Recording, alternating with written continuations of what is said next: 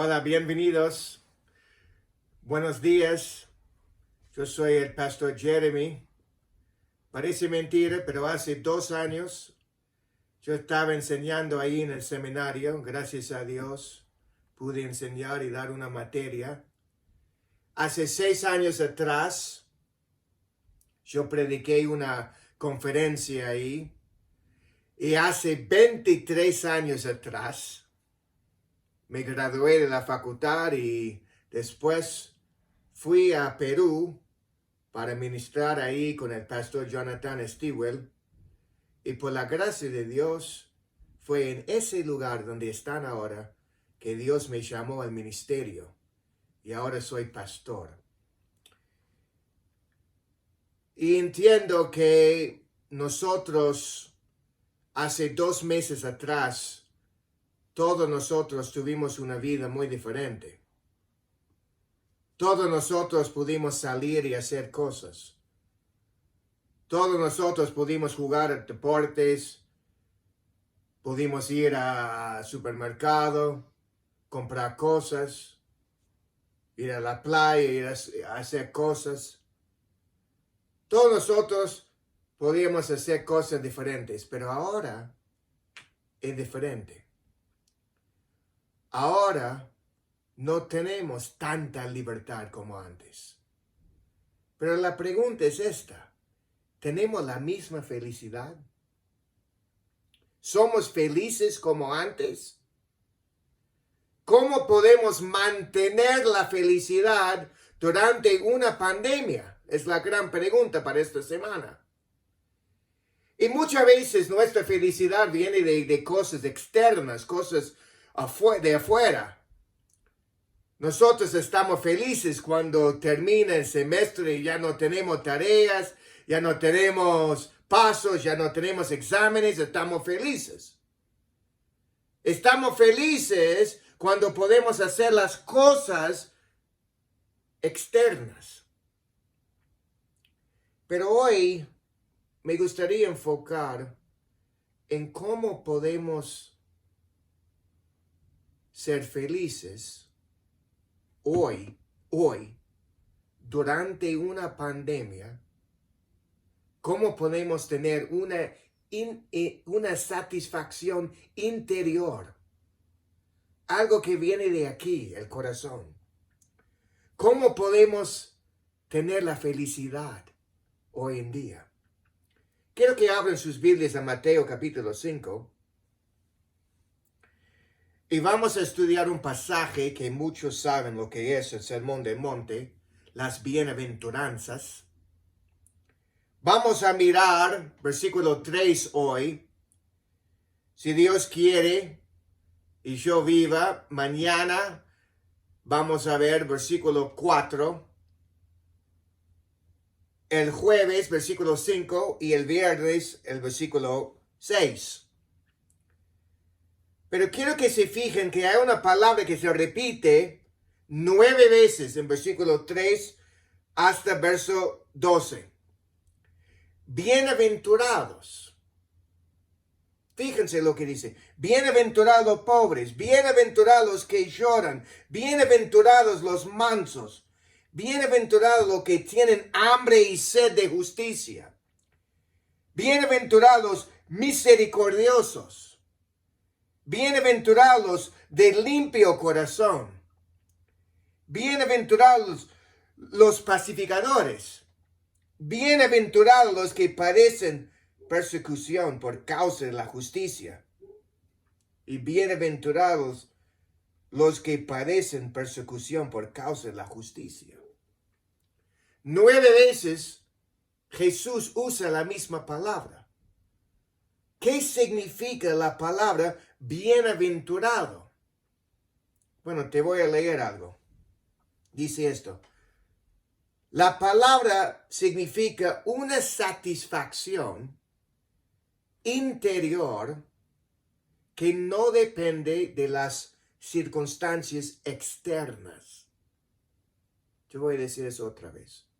Una satisfacción interior que no depende de las circunstancias externas. no tiene nada que ver con nuestras notas, no tiene nada que ver con la libertad que tuvimos antes, no tiene nada que ver con nuestros equipos de deportes, no tiene nada que ver con lo de afuera. Tiene que ver con algo adentro, adentro. La palabra significa feliz, afortunado, dichoso. Cuando él usa esa palabra, está diciendo esto: bienaventurado, feliz es la persona que vive así. Esa persona va a tener una felicidad que el mundo no conoce. Esa persona va a tener una satisfacción interior que el mundo no conoce. Entonces, ¿cómo podemos tener una satisfacción así, interior? Dice acá: bienaventurados los pobres en espíritu. Interesante, ¿no? La palabra pobre es muy fuerte en el griego. Habla de una persona que tiene que depender de otro para vivir. Alguien que no tiene los recursos necesarios para la comida, para la casa, cosas así. Yo conozco un pastor ahí en la jungla de Perú, en la selva, está ministrando. Y él está en un pueblo que hay mucha pobreza, mucha pobreza. Y la gente no tiene los recursos para vivir. Y yo doy gracias a Dios que este hombre está ministrando y está no solamente dando el evangelio a la gente que es bueno y necesario, porque nadie va a aceptar a Cristo sin escuchar el evangelio de Cristo. Pero él también está dando comida y bebida para ellos. Y él mostró cómo está haciendo. Ya había una cola tremenda de gente buscando comida. Gente que no tiene recursos. Gente que no tiene que depender de otra persona para vivir. Esta es la palabra que Jesús está usando aquí. Feliz es la persona que no tiene recursos, pero no deja ahí. Él dice: bienaventurados los pobres en espíritu. La gente que no tiene recursos espirituales, él dice. La gente que reconoce que no tiene nada para ofrecerle a Dios. Cuando hablamos de alguien, de un pobre, estamos hablando de alguien que no tiene posesiones materiales ni para la necesidad de la vida. Pero cuando hablamos de un pobre en espíritu, estamos hablando de una persona que no tiene el egoísmo, la arrogancia. La persona que no piensa que es suficiente bueno para tener una relación con Dios. La persona que reconoce que no tiene nada para ofrecerle a Dios. Vamos a buscar en la Biblia. Quiero mostrar un ejemplo de esto, de una persona en la Biblia. Sí. Vamos a Lucas capítulo 18. Vamos a mirar eso. Lucas capítulo 18. Lucas 18. Dice aquí en la Biblia: a unos que confiaban en sí mismos como justos, versículo 9, y menospreciaban a los otros, dijo también esta parábola. Ahora Jesús va a mostrarnos cómo es vivir una vida pobre en espíritu. Y vamos a tener una comparación entre dos hombres. Uno que pensaba mucho en sí mismo. Uno que pensaba que estaba bien con Dios por sus propios méritos. Y otra persona que sabía que no tenía nada para ofrecerle a Dios. Uno que dice aquí que confiaba en sí mismos como justos. Otros que menospreciaba a otros en esta parábola. Dice aquí, 2 hombres subieron al templo a orar. Uno era fariseo y el otro publicano. Ahora, sabemos que los fariseos eran los líderes religiosos en ese día y los publicanos eran ladrones. Ellos sacaban plata de su propia gente, su propia familia. Y aquí vemos que 2 hombres subían al templo a orar. Uno era fariseo, otro era publicano. Ahora, el fariseo. Vamos a mirar cómo es el fariseo. El fariseo, puesto en pie, oraba consigo mismo de esta manera. Dios, te doy gracias porque no soy como los otros hombres, ladrones, injustos, adúlteros, ni aun como este publicano. Ahora, ¿dónde está su vista?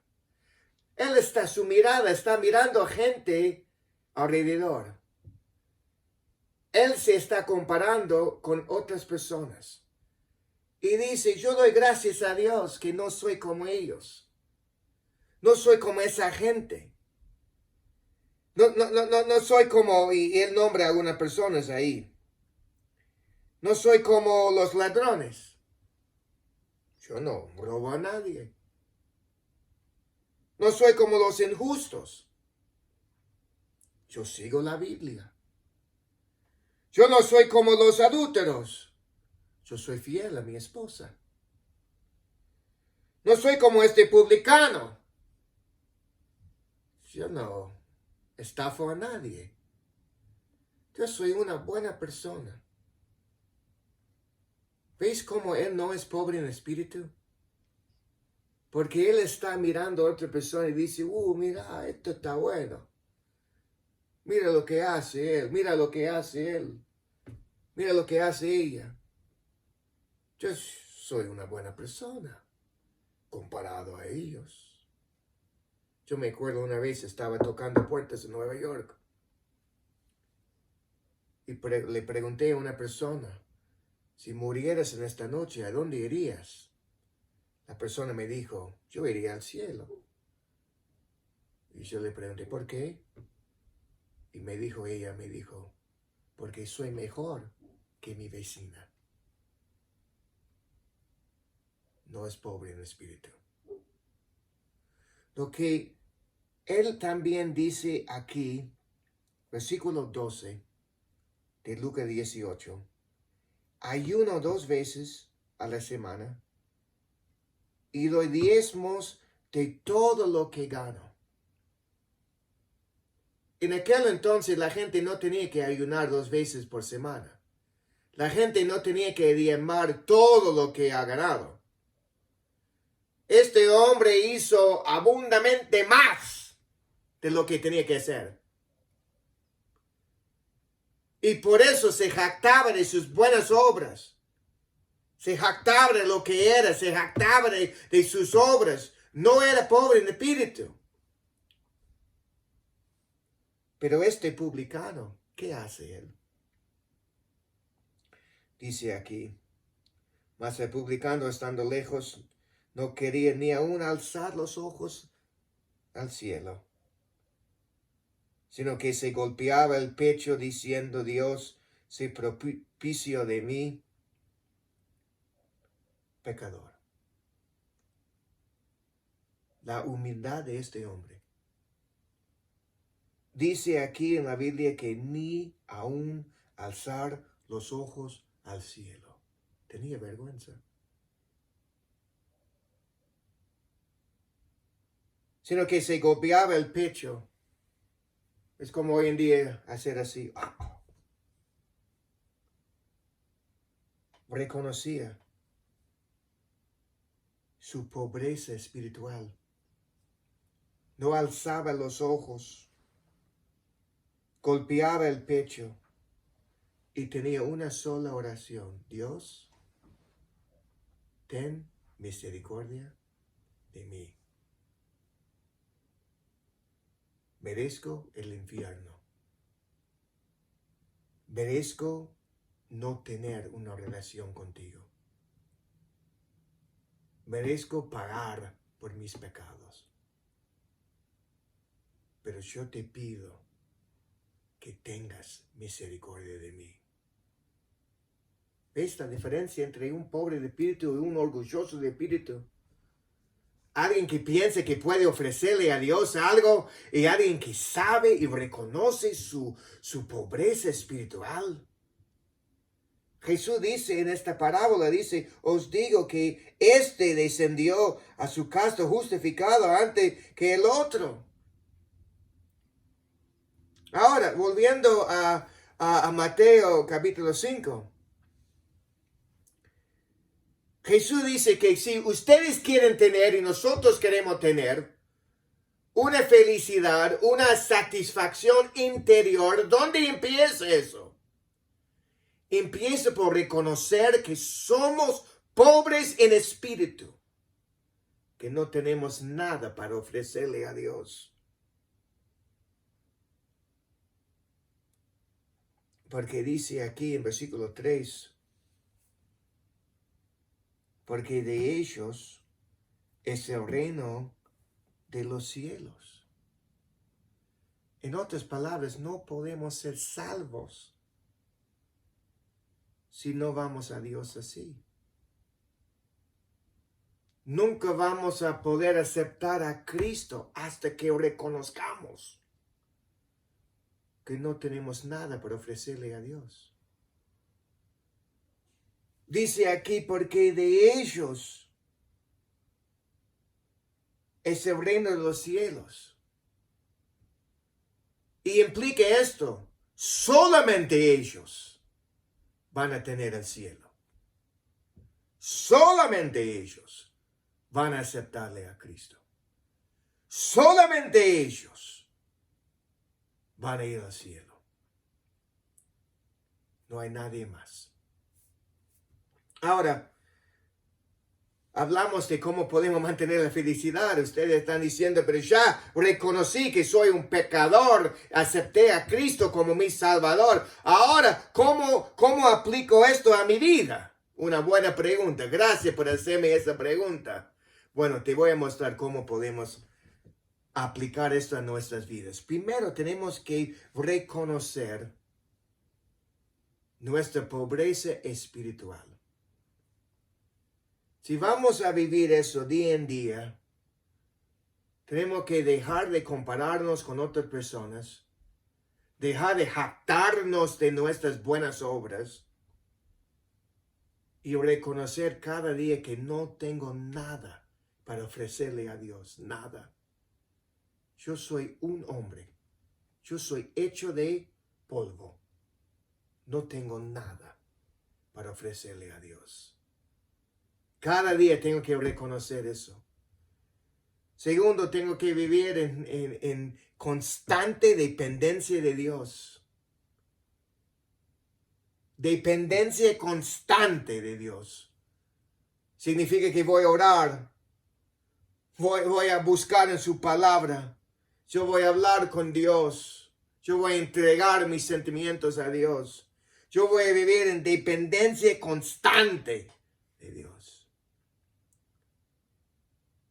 Y tercero, si voy a vivir así, pobre en espíritu, tengo que dejar de quejarme. Somos quejosos. Enfocamos en nuestras limitaciones y no enfocamos en las bendiciones. Pero un pobre de espíritu reconoce que no merece nada salvo el infierno. Y quiero mostrarles un texto más, un pasaje más. Como David reconoció esto. Si tienen sus Biblias, Primera de Crónicas, capítulo 17. verso 16. Primera de Crónicas. Está acá en la Biblia, en algún lado. Voy a encontrar algún día. Capítulo 17.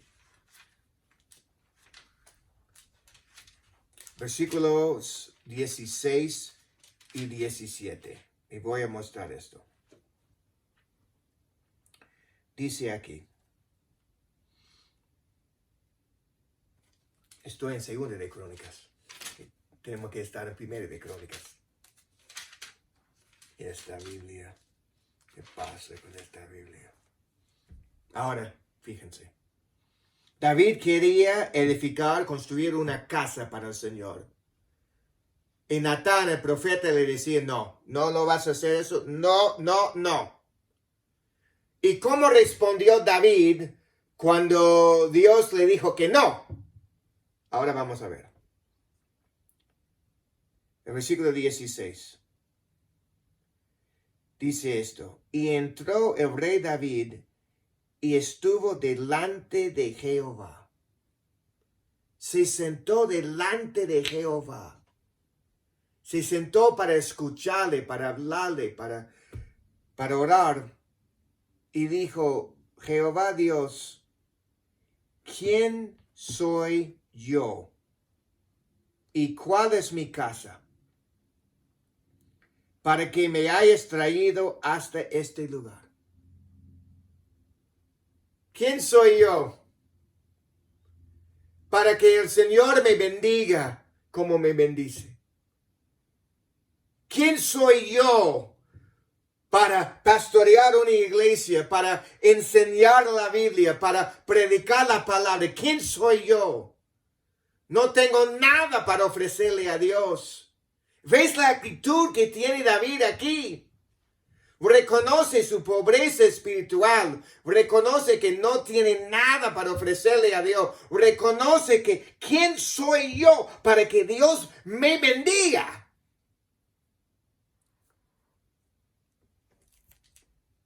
Y es más.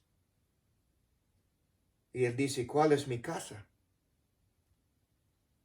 Para que me hayas traído hasta este lugar. No solamente me has bendecido, pero has bendecido a mi familia. ¿Quién somos nosotros? Yo no soy nada. Estuve hablando con pastores y nosotros reconocemos que tenemos algo en común. No sabemos cómo pastorear una iglesia durante una pandemia. No sabemos cómo guiar nuestras familias durante una pandemia. ¿Quiénes somos nosotros para tener tanta responsabilidad? No somos nada, pero Dios es todo. Él dice en versículo 16, ¿quién soy yo? ¿Y cuál es mi casa para que me haya traído hasta este lugar? Fíjense en versículo 17. Y aún esto, oh Dios, te ha parecido poco, pues que has hablado de la casa de tu siervo para tiempo más lejano, y me has mirado como un hombre excelente, oh Jehová, Dios. No solamente no soy nada delante de ti, pero como me ves a mí, como un hombre excelente. Porque saben algo maravilloso, y te voy a decir algo maravilloso. Cuando uno acepta a Cristo, cuando uno reconoce que es pecador, que no tiene nada para ofrecerle a Dios, que acepta a Dios bajo sus términos, acepta a Dios, el regalo de Dios, que Cristo murió por nuestros pecados, fue sepultado, resucitó. Cuando uno reconoce eso y acepta eso, hay un cambio en su vida. Hay un cambio tremendo en su vida. ¿Qué es lo que pasa? Cuando uno acepta a Cristo, ya no es culpable delante de Dios. Somos justificados. Significa declarados justos delante de Dios. Justificados. No solamente eso. Ya no somos enemigos de Dios, somos reconciliados. Éramos enemigos, ahora somos amigos. Qué cambio, ¿no? Es más. Ya no somos esclavos de pecados, somos redimidos, comprados por la sangre de Jesús. ¿Qué más pasa cuando uno acepta a Cristo? Ya no somos personas afuera de la familia de Dios, somos parte de la familia de Dios, somos adoptados. Qué bueno es eso. Y no solamente eso, somos regenerados. Significa que Dios imparte la vida eterna en nosotros y tenemos el Espíritu Santo viviendo en nosotros. Tenemos una vida nueva, poder nuevo. Es más, somos santificados. Santificados. Apartados para la obra de Dios. ¿Y sabéis algo más que somos? Somos, algún día vamos a ser, pero ya está. Somos glorificados. Que este cuerpo mortal va a ser cambiado por un cuerpo inmortal. Donde no vamos a enfrentar la muerte nunca más. David dice, ¿quién soy yo? Pero ahora me ves como un hombre excelente. ¿Cómo puede ser? ¿Sabe cómo podemos tener la felicidad? Es sabiendo que no éramos nada. Y ahora somos algo por la gracia de Dios.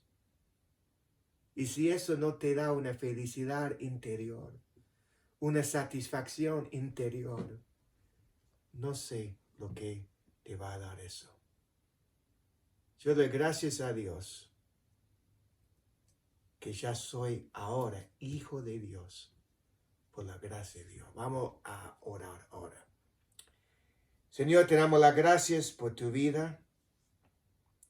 Te damos las gracias por tu palabra.